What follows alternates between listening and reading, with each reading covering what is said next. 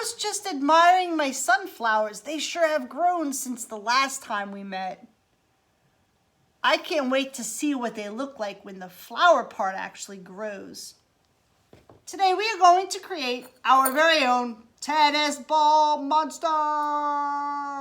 So what you need is one tennis ball. And the first step is actually something that's really dangerous. So you have to get mom or dad to help with that first step, okay? Mom and dad need to make a slit in the tennis ball, which is going to end up being its mouth. And they're going to take the knife and pierce the tennis ball. Mom and dad, be really careful when you do this part.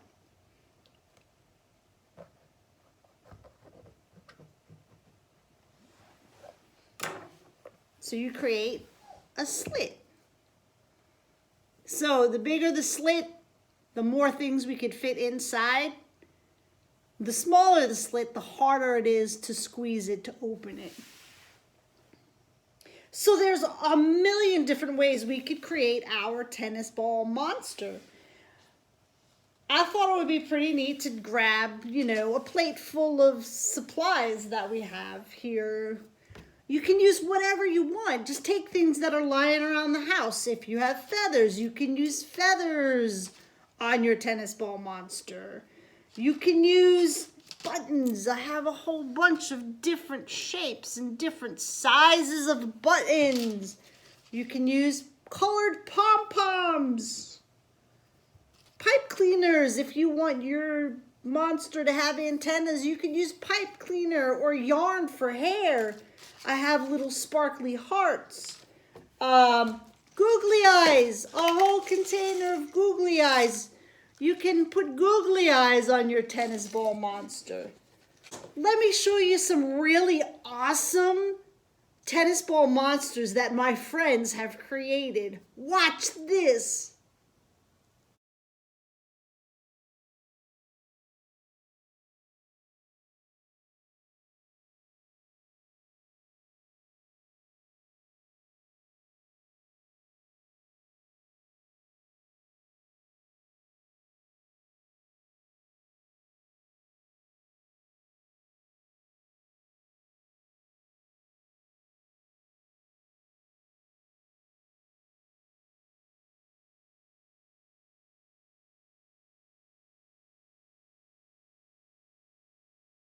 Now that you have your imagination running, you could make your tennis ball monster however you want. Now know that if you put glue on it, you're gonna have to let it dry before we start using it. I have my tennis ball monster. I made him super simple. All I did was put googly eyes on him. And if you watch, when I squeeze the sides of his mouth, it opens. Now, you're like, Miss Brenda, why is this important? Well, when we're younger, we don't have all of our hand strength. We have these intrinsic muscles in our hands that are still forming and developing. We have to do everything along the way to make sure that we build these muscles up, because these are really important muscles for things like handwriting or holding a knife and fork, or even tying our shoes. So it's important to build up the strength in our hand. Ideally, we want to use one hand to open our monster's mouth.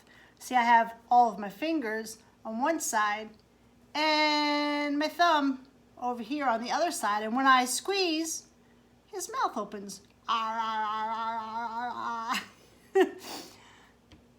If it's hard for you to use one hand, go ahead and use both hands to squeeze his mouth open.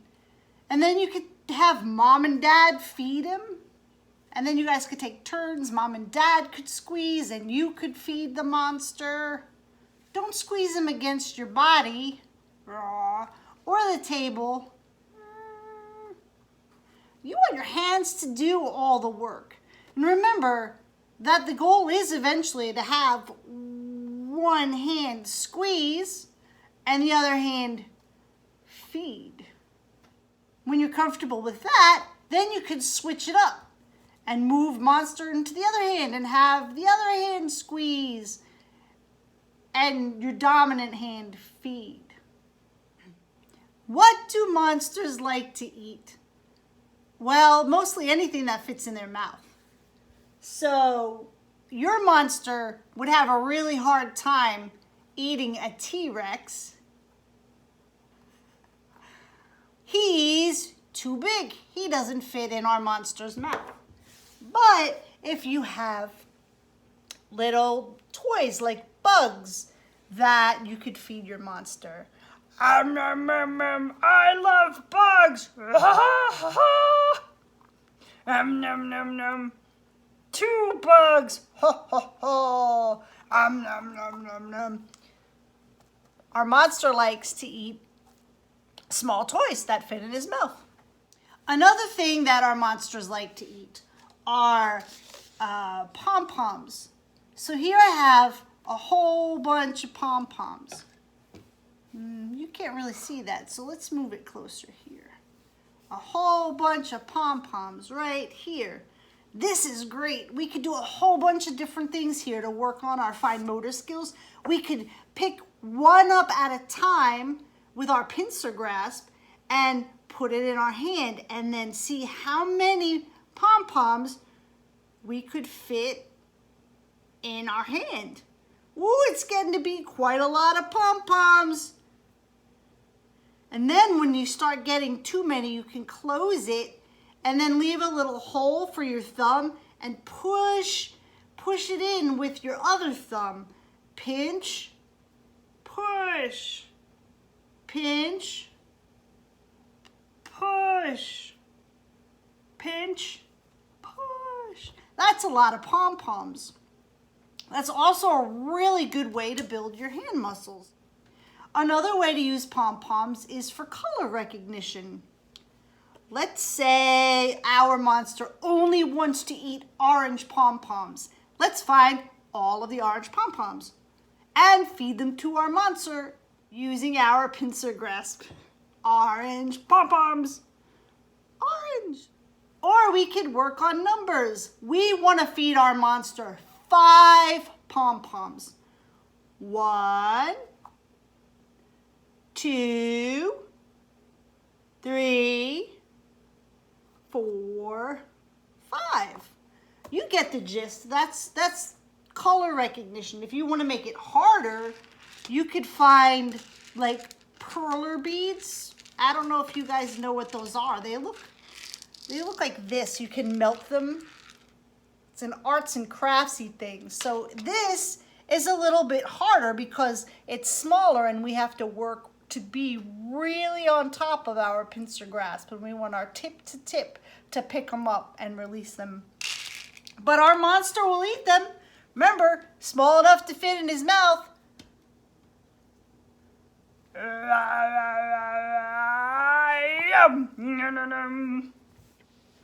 So there's that. You can have your pom-poms in your hand and say, I want 1 yellow pom-pom. And then you would have to rotate all of the pom-poms in your hand until you can bring a yellow pom-pom to your thumb and index finger. Now let's try to get this red one that's trying to get away. I want a red pom-pom. Whoa, this is tricky.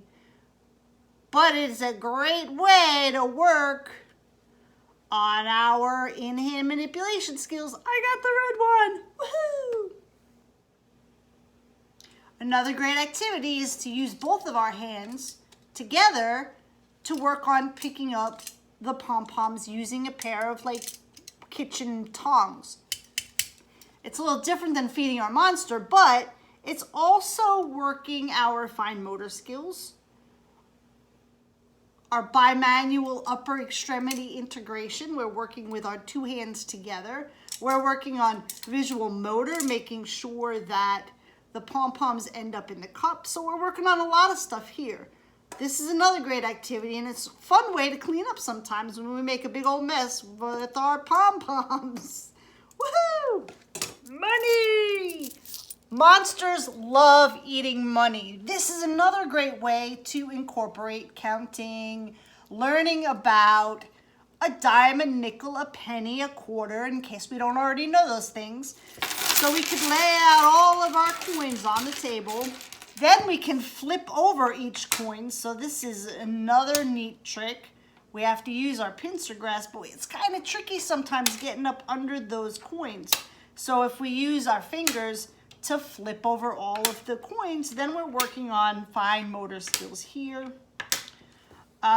Taking a coin and rotating it in our fingers. Let's use these 3 and we're gonna spin it around. That's super tricky, right? We're rotating it, but we're working the muscles on our 3 fingers here, which is awesome for, you know, getting a proper tripod grasp for handwriting. Another great thing to work on is translation, moving a coin from our palm all the way up to our fingers, or from our fingers back down into our palm. That's another great way to build up our muscles. Or having several different coins in your hand at the same time, and kind of like the pom-poms, I want to have a nickel. So you have to figure out which is a nickel and how do we get just that nickel to come to our pointer finger and our thumb. So that is another great way to work on fine motor skills with coins. We could say, bringing our monster back into it, I want to feed the monster 32 cents. So what's 32 cents? 32 cents would be a quarter,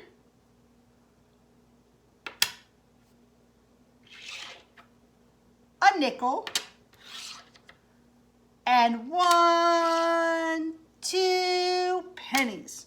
So in order to feed our monster, what we want to do is take each one of these, the pennies, slide it to the edge of our table and get it in our pincer grasp, and then feed our monster. Same thing with our nickel, and our other penny, and last but not least, our quarter. Well, I hope you have some good ideas now on how to work on fine motor skills using our tennis ball monster.